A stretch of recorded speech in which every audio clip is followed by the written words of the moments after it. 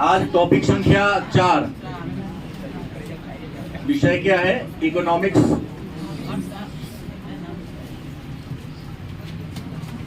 पाठ का नाम है मांग एवं मांग का नियम। मांग एवं मांग का नियम।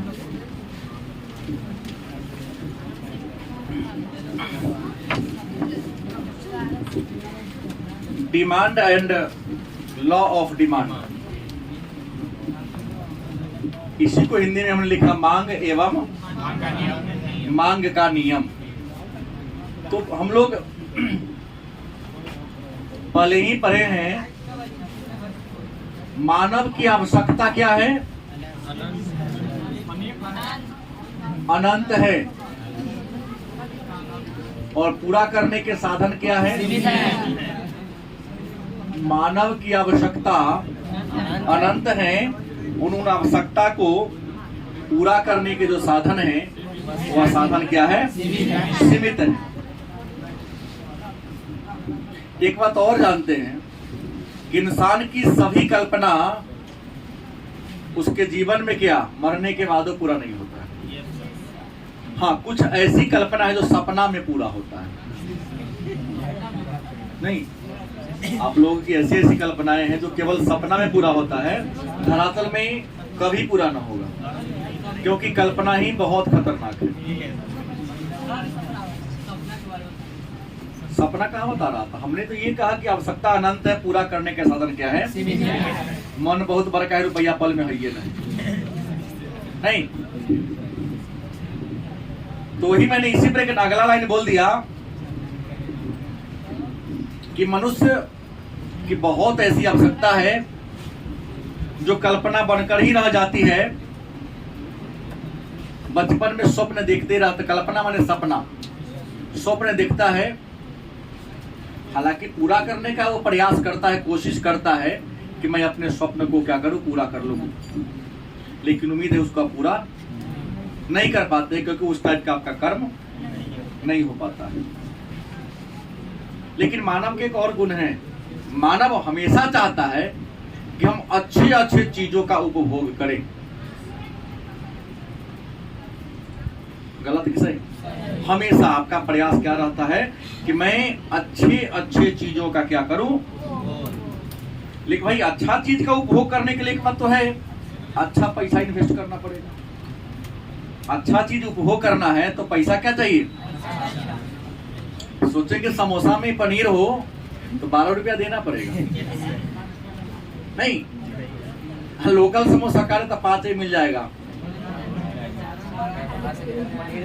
ना। कई बार मुंह में धरोगे तो लगेगा ऐसा ना छेद करेगा, डॉक्टर के ऑपरेशन कराने जाना पड़ेगा, खिलाइए जाएगा, इतना हार्ड कर दिया रहता है। तो एक बात है कि हमारे मन में एक प्रश्न आएगा, मांग, आवश्यकता और इच्छा, 3 बातें आई।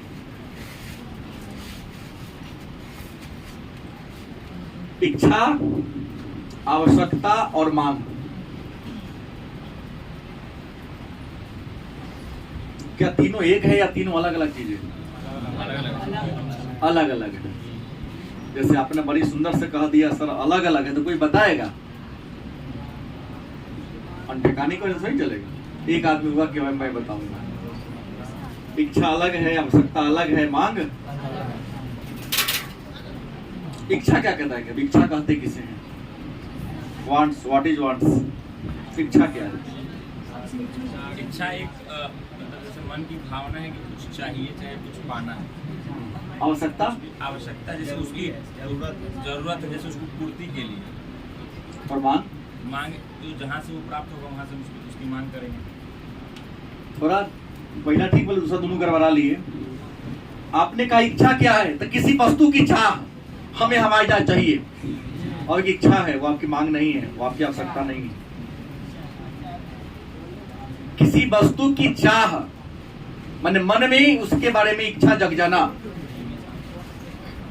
किसी चीज को देखकर, किसी घर को देखकर, किसी गाड़ी को देखकर, किसी वस्त्र को देखकर आपके मन में ये पैदा हो जाए, काश यह मेरे पास होता, तो आपकी क्या होगी? लेकिन कोई बाइक देखा, आपके प्रति मन में हुआ कि वह बाइक हमारी होती तो क्या हो गई? लेकिन बाइक खरीदने की अगर पैसा आपके पॉकेट में आ गया तो हो गया कथी? लेकिन बाइक खरीद के अपना दूरा पर लाके लगा लिए तो हो गया माँ। तीन अलग अलग चीज है। इच्छा मतलब चाह, सुंदर देख ले, हमको अच्छा लग रहा, हम खरीदना चाहते हैं, पैसा ना है तो इच्छा आवश्यकता नहीं बदलेगा, केवल आपका यही रह जाएगा। इच्छा ही रह जाएगा। इच्छा आवश्यकता में कब बदलेगा? जब उस वस्तु को खरीदने के लिए आपके पास क्या हो? लेकिन पैसा हो, लेकिन कंजूस धनी का आदमी, धनी है लेकिन क्या हो? खरीदेंगे तो घट ही जाएगा। 99 का चक्कर जगह पढ़ ले हैं, खरीद पाएगा? वस्तु पसंद है, खरीदने की तुम्हारी औकात भी है, लेकिन खरीदने के लिए रुपया खर्चा तो आपकी इच्छा ही रह जाएगी, आवश्यकता कहीं बनेगी। लेकिन आवश्यकता हो जाएगी ये, लेकिन जब खरीद लीजिएगा दूरा पर लाके लगा लीजिएगा, क्या कहलाएगा आपका? तो इच्छा, आवश्यकता और मांग में क्या होता है? अंतर होता है। मतलब जो चीज को आप खरीद लेते हैं, इच्छा माने केवल चाह हुआ, आवश्यकता माने खरीदने की पैसा है लेकिन खरीद नहीं पा रहे हैं। अब मांग नहीं, मोटरसाइकिल खरीदने का मन है क्या? वो ना खरीदता है, काम की जाए तो खरीद ली, काम की चाह रहा है, कितने दोगे, जो ना दिन ना होगा ना आज तक खरीदिए, कर्ज लेके वो खरीदेंगे। आवश्यकता का जैसे आप किस सेंस में पूछना चाहते हैं?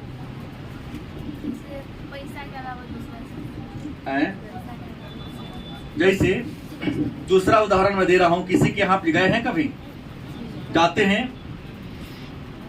कहता खा लीजिए ना,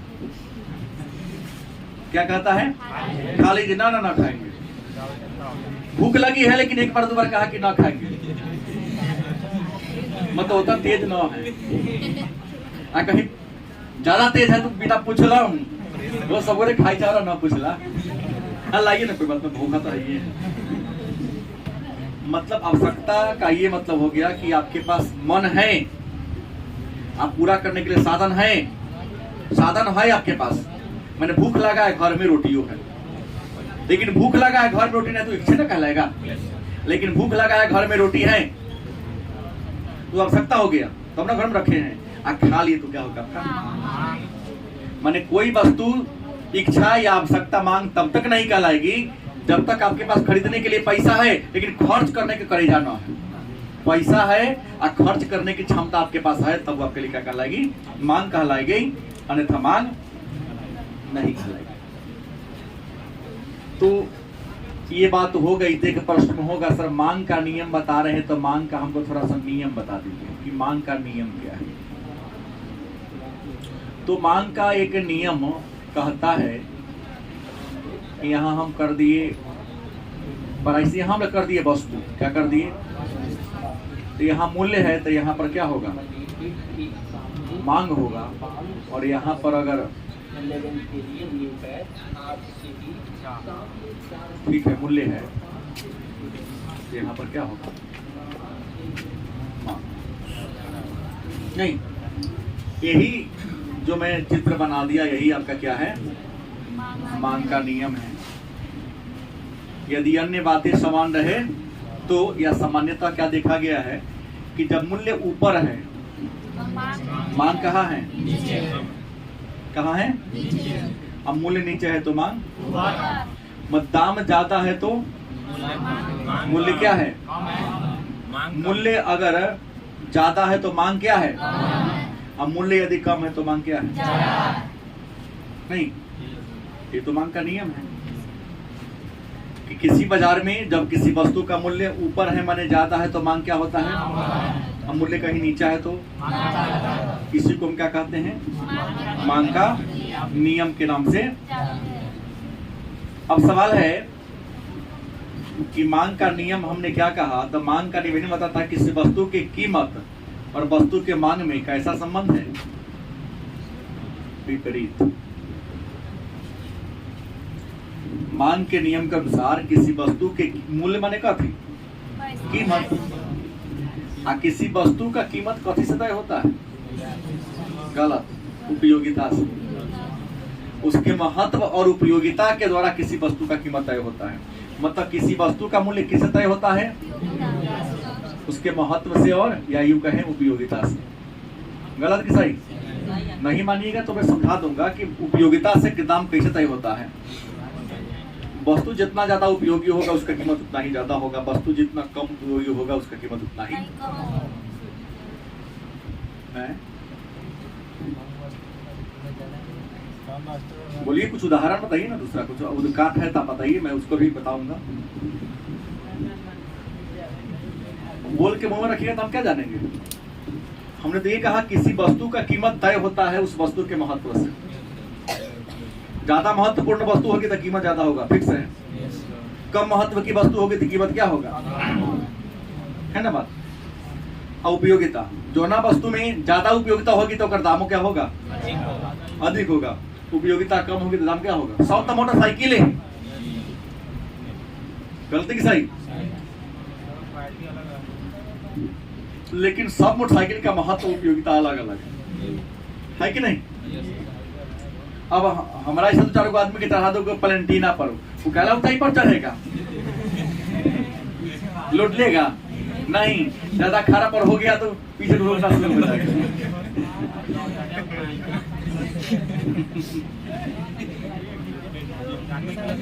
गलती बोल दी, सही बोला। अब नया नया मॉडल की बाइक आ रही है, उसमें सब कुछ,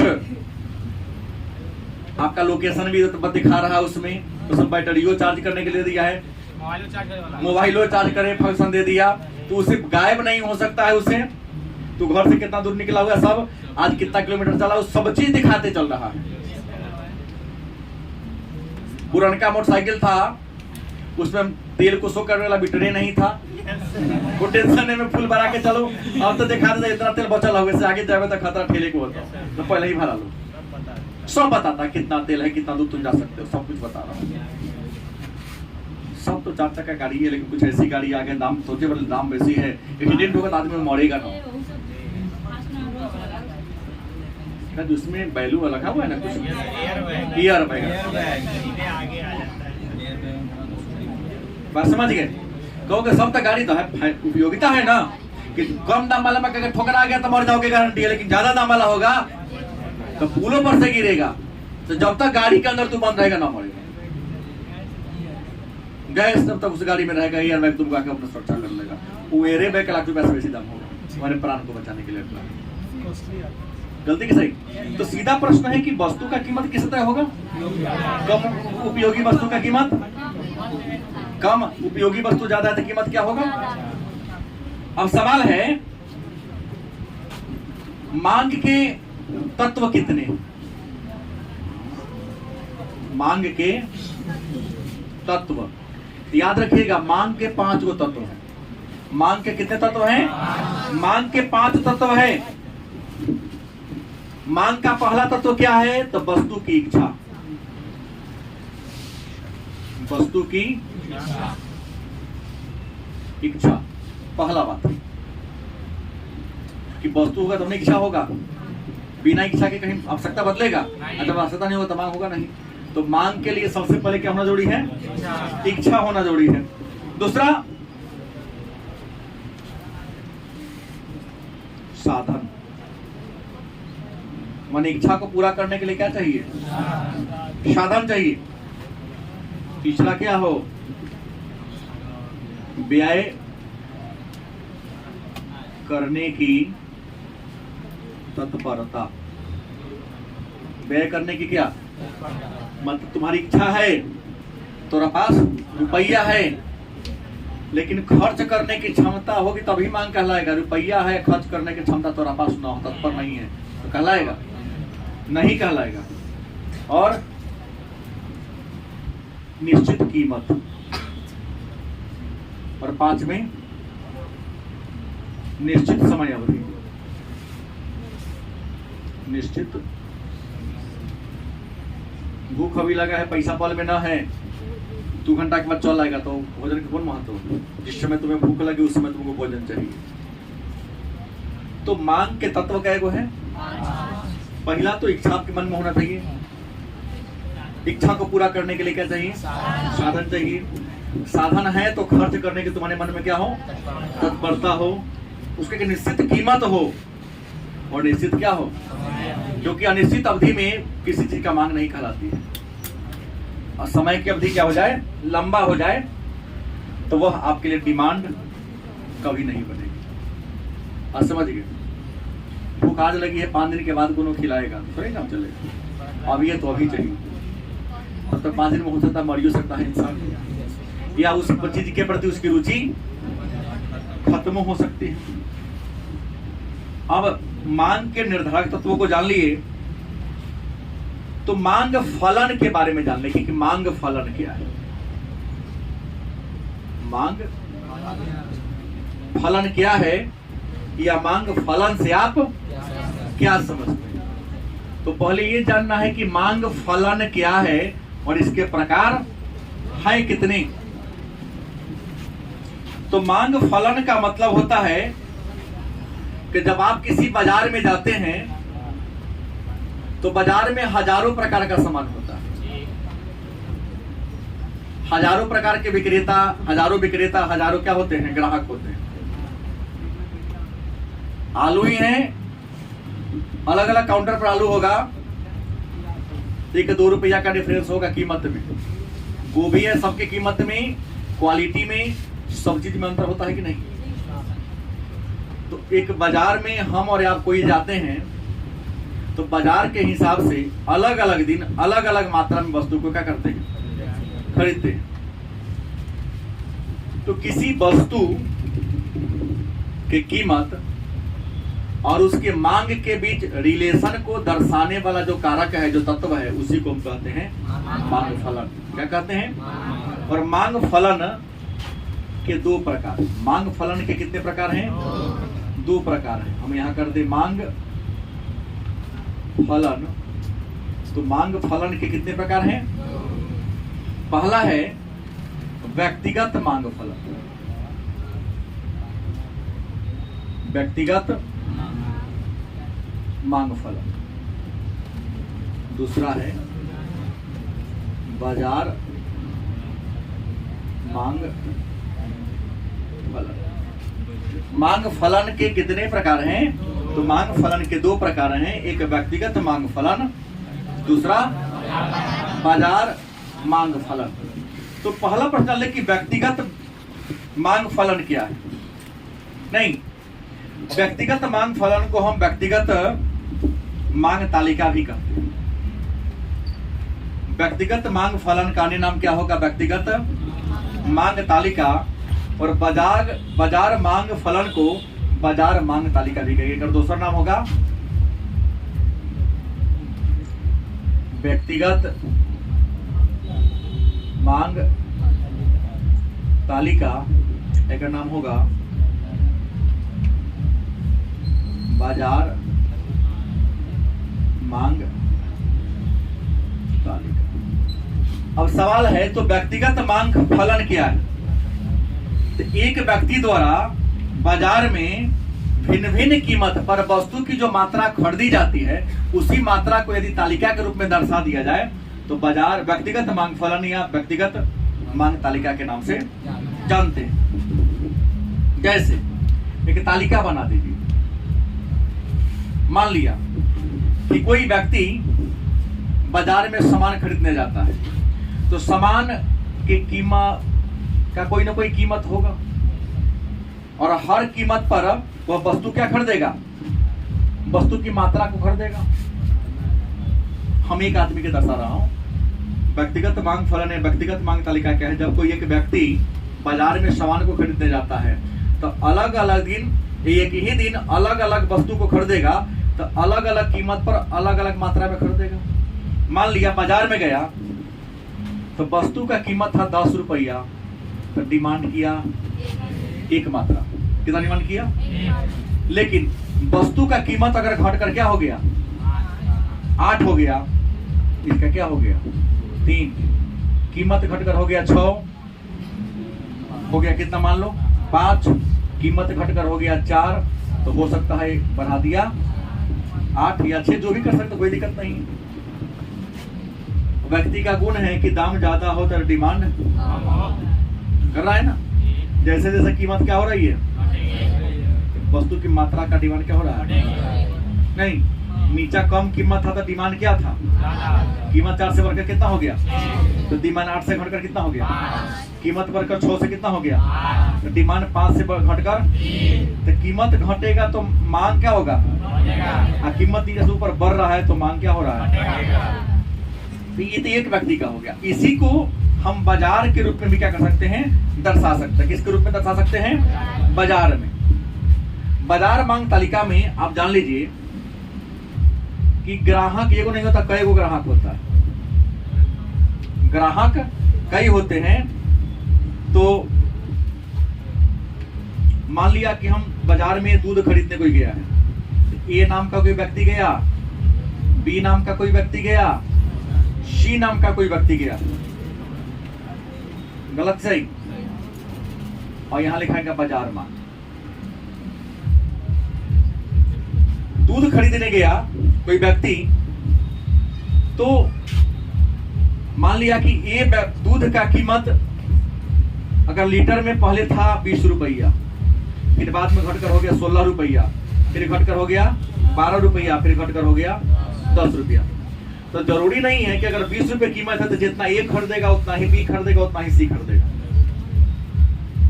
हर इंसान बाजार में सामान खरीदने जाता है तो अपने अपने इनकम के आधार पर वस्तु की मात्रा को तय करता है। सत्य बात है। तो मान लो कि वस्तु का कीमत दूध था 20 रुपए लीटर, तो ए नामक उपभोक्ता 3 लीटर खरीद लिया, बी नामक खरीद लिया 4 लीटर, आई खरीद लिया 2 लीटर। कीमत घटकर कितना हो गया। तो मान लो ये 3 लीटर खरीदा, 1 लीटर 3 लीटर, लेकिन बी वाला 5 लीटर, आई वाला खरीद सकता है 3 बढ़ा सकता है ना। कि कीमत घटेगा तो ही बढ़ेगा ना।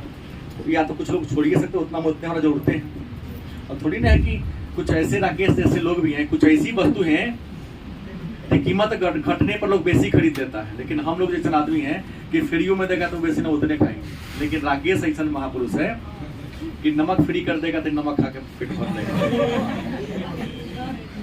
है ना सर बात। मंगनी में दे रहा है ना, नहीं खाएगा, पानी में घोर के पी लेगा। भाई दूध इसके 3 लीटर जरूरत था तो कितना घटेगा, ज्यादा क्यों खरीदेगा। लेकिन मजबूरी में कम खरीद रहा था, कीमत घटा, ज्यादा खरीद लिया। कीमत घटकर हो गया कई रुपये, 12 रुपये। तो हो सकता है यू खरीदना ना, 5 बढ़ा दो, खाली दूधे में के जाए पी भाई। ये कर देगा 6 कर देगा, ये कर देगा 4 कर, 10 रुपये हो गया तो ये 6 कर देगा, ये भी 6 कर देगा, ये 5 कर देगा। अब बाजार मांग क्या होगा, तो एक ही वस्तु है, बाजार में तो अनेक सारे उपभोक्ता होंगे, तो अलग अलग उपभोक्ता के द्वारा वस्तु की जितनी मात्रा की मांग की जा रही है सबको जोड़ दो, देखिए बाजार मांग हो जाएगा। या तो एक व्यक्ति का हमने दर्शा दिया, तो बाजार में तो अनेक व्यक्ति होते हैं, तो हजारों उपभोक्ता बाजार में अपने अपने इनकम के हिसाब से वस्तु की जितनी मात्रा को खरीदता है उन सारी मात्राओं को जोड़ देंगे तो क्या बन जाएगा, बाजार मांग फलन या बाजार मांग तालिका। तो 20 रुपये था तो डिमांड बाजार में कितना था, 3 4 7 2। हम आपके सामने जोड़ के बताए, तो यहाँ हमको जोड़ना चाहिए था सब। जैसे हम 9 कहाँ से लाए तो मैं पहले बता दिया हूँ, 3 जोड़ 4 जोड़ 2 बराबर, यहाँ 3 5, 3 प्लस 5 प्लस 3 कितना हुआ 11, फिर आ गया 5 प्लस 6 प्लस बराबर 15, 6 प्लस 6 प्लस 5 17। तो मतलब बाजार में जितने भी उपभोक्ता सामान को खरीदने जाते हैं, सभी उपभोक्ता क्या होता है, अलग अलग कीमत पर वस्तु की अलग अलग मात्रा का डिमांड करते हैं। लेकिन सब तो बाजार में बिका ना, तो सभी के द्वारा मांगे गए मात्रा को क्या कर दो, तो क्या कहलाएगा, बाजार मांग तालिका कहलाएगा। तो पूछेगा 2 नंबरी बाजार मांग तालिका क्या है, तो किसी बाजार में अनेक सारे उपभोक्ताओं के द्वारा अलग अलग कीमत पर वस्तु की जितनी मात्रा का मांग किया जाता है, उन सबके जोड़ को हम बाजार मांग तालिका के नाम से।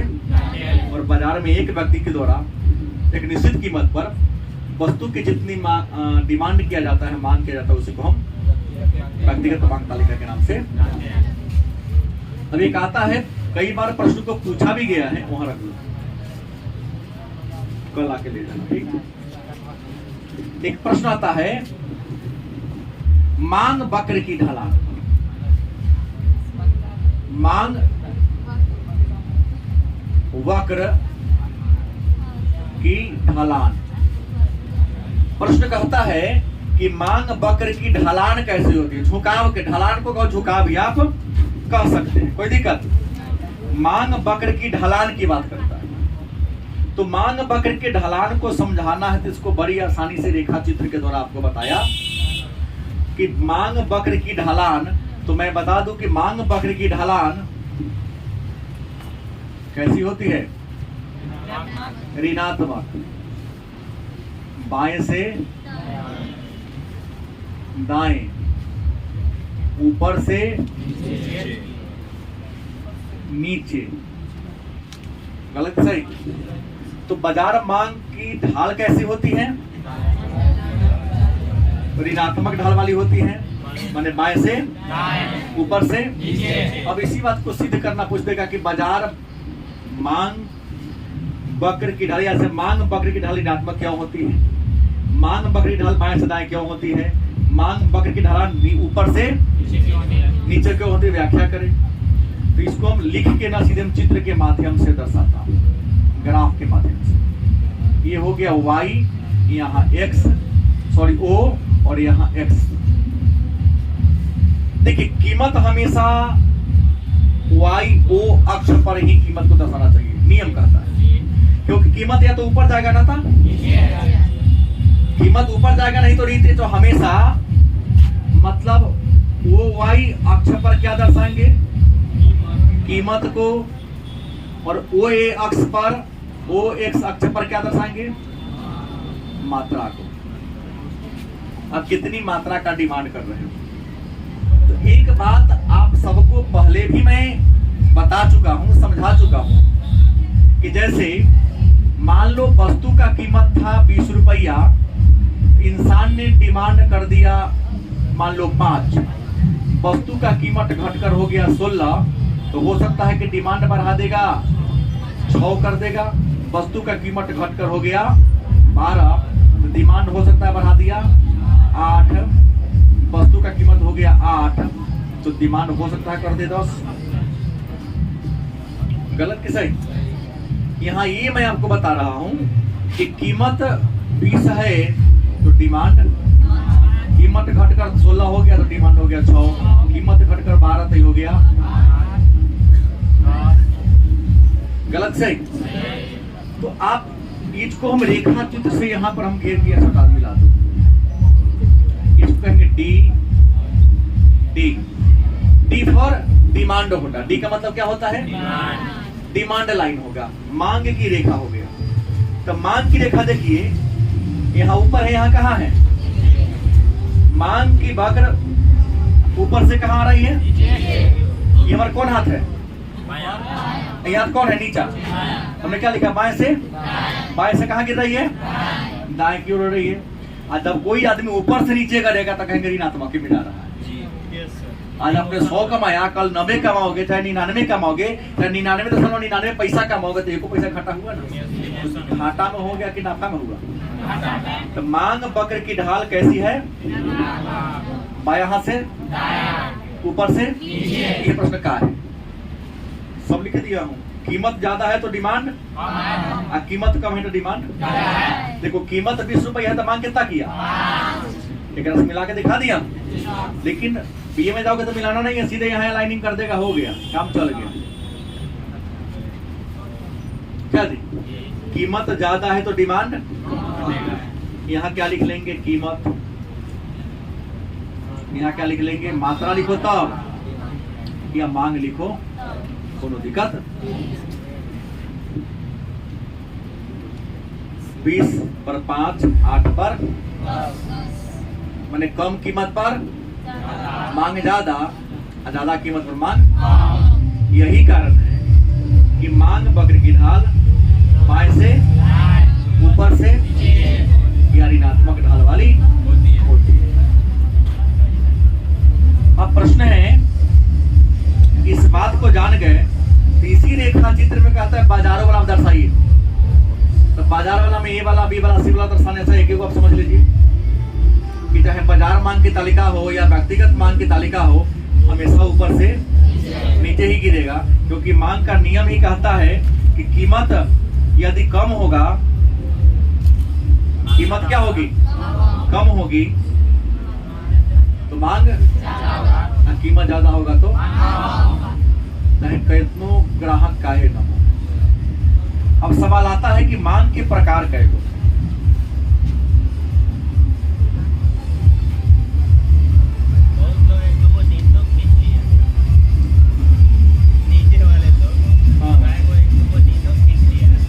गांव में लाइट नहीं रहा तो सोचा ही जगह के नींद करके सुधा दे।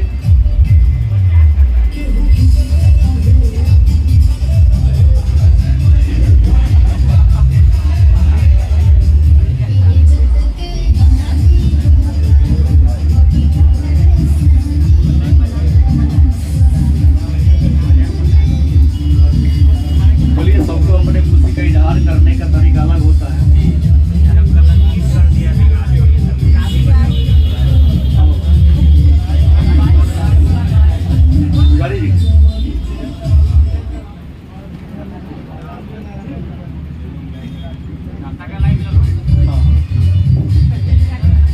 मांग के प्रकार की बात करता है कि मांग के प्रकार कितने हैं।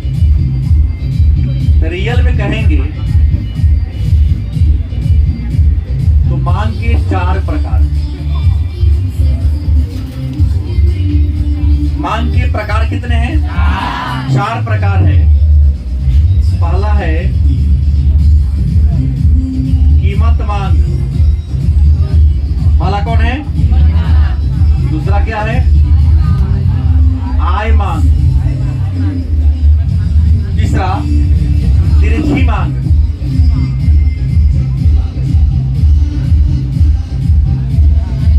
चौथा है मांग के अन्य प्रकार। क्या?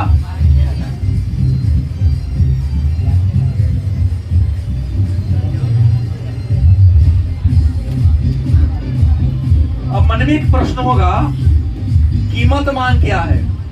तो हमको नहीं लगता है कि शब्द को पढ़कर आपको इसका मतलब नहीं समझ में आ रहा होगा।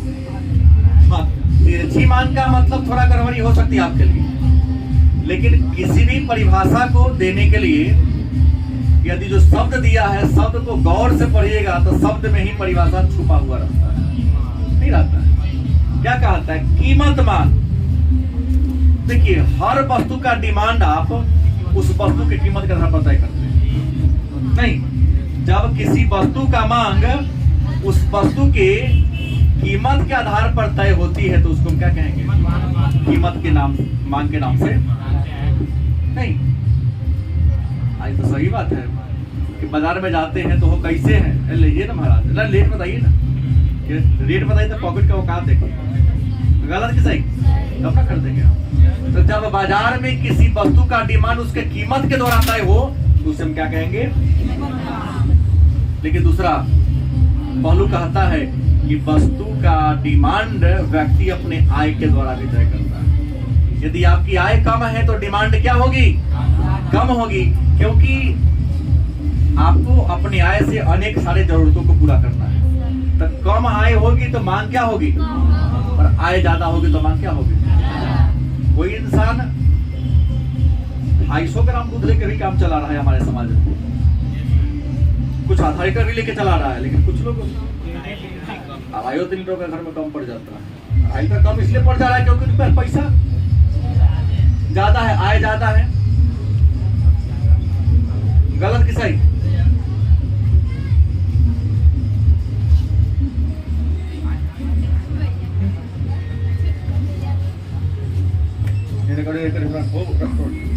काट दे जाइए।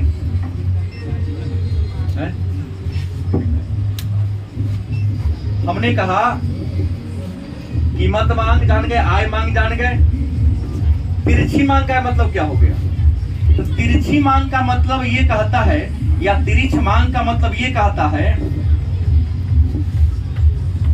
कि अन्य बातें समान रहने पर एक वस्तु का दाम यदि बढ़ता है तब दूसरी वस्तु का यूज करना शुरू कर देते हैं। गलत सही?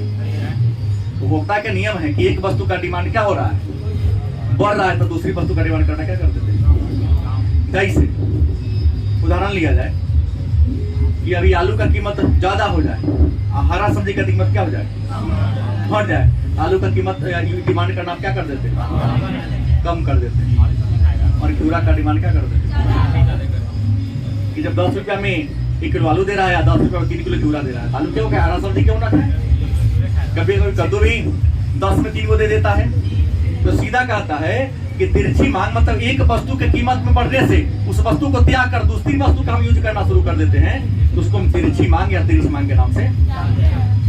तो कीमत के अनुसार यदि वस्तु का मांग तय हो तो उसे क्या कहेंगे।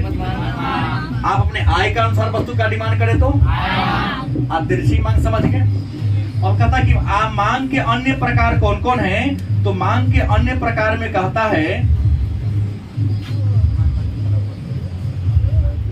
एक आता है संयुक्त मांग।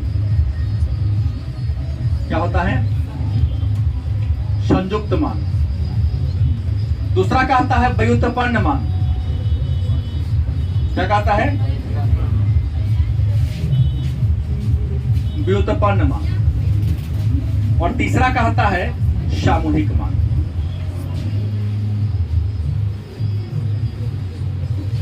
मतलब मांग के अन्य प्रकार की हम चर्चा करें तो मांग के अन्य कई गो प्रकार है।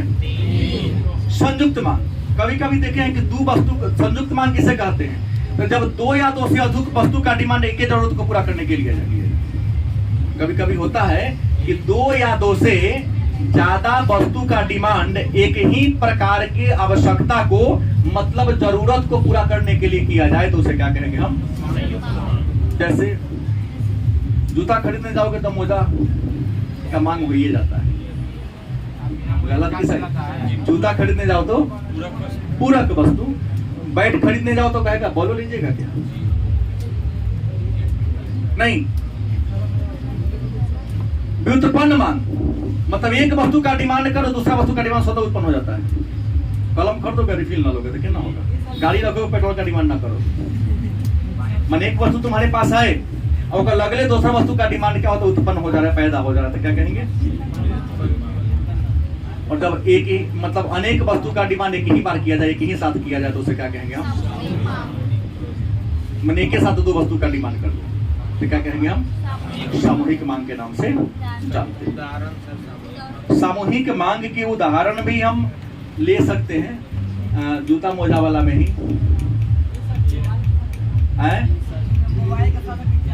हाँ, कोहरा ठीक से कहा। मोबाइल के साथ सिम का डिमांड नहीं कर देगा। हाँ, सब चीज के साथ चाहिए, कितना चाहिए। हाँ, कैमरा भी अच्छा होना चाहिए, नहीं तो कैमरा तो ऑलरेडी दे ही रहा है तो उसमें कोई बड़ी बात नहीं। इतना अगर जान लिए तो आज की क्लास में इतना ही रहने दिया जाए, क्योंकि आगे प्रवेश करेंगे तो निम्न कोटि की वस्तु, घटिया वस्तु, श्रेष्ठ वस्तु, मांग के नियम के अन्य बातें समान रहे तो इन सारे बातों को कल के क्लास में क्या करेंगे हम लोग जानेंगे। आज इतना ही रहने